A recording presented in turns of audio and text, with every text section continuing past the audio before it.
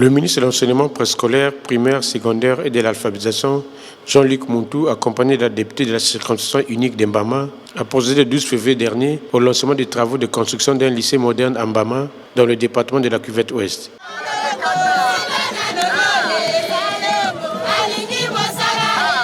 La matérialisation de ce projet est une promesse de campagne faite par le président de la République en vue d'améliorer les conditions d'études dans cette localité. Au nom des populations de la Cuvette Ouest en général, particulièrement celle du district de Mbama, ici représenté, et à mon nom propre, le gouvernement de la République, dirigé par le Premier ministre, M.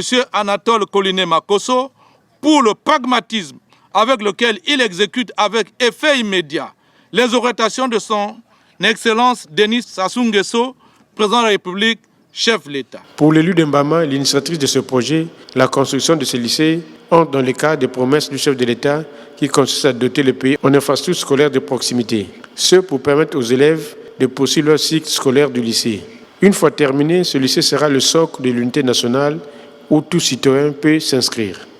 En observatrice avertie, j'ai constaté avec préoccupation la baisse du niveau scolaire de la part de nos enfants qui fréquentent les lycées soit des Veaux, soit des Toumbi.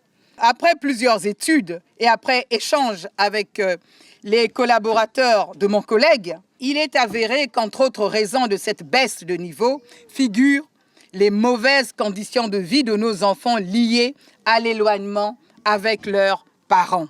Pour pallier à cette situation, qui risque d'impacter négativement l'avenir de notre jeunesse, votre fille, votre maman, votre député, votre ministre que je suis, vous avez annoncé qu'elle ne ménagerait aucun effort pour lever au sein du gouvernement les financements pour la construction d'un lycée moderne à Mbama afin de donner la chance à nos enfants de poursuivre ici leur scolarité après le BEPC avec l'assurance d'une meilleure performance.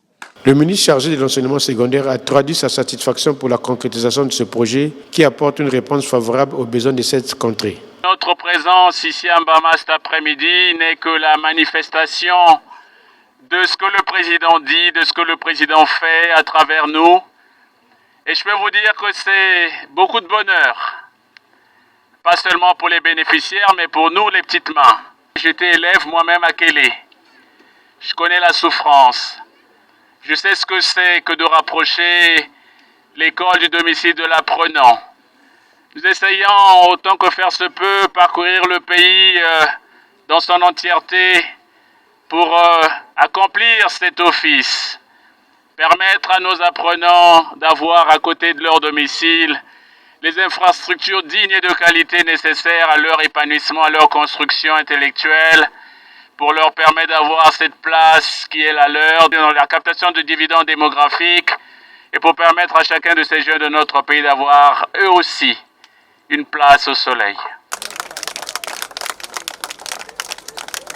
Après le lancement du chantier, le représentant de la société en charge de ces travaux, Universal Atlantic BTP Congo SAS, s'est dit prêt à relever ce défi.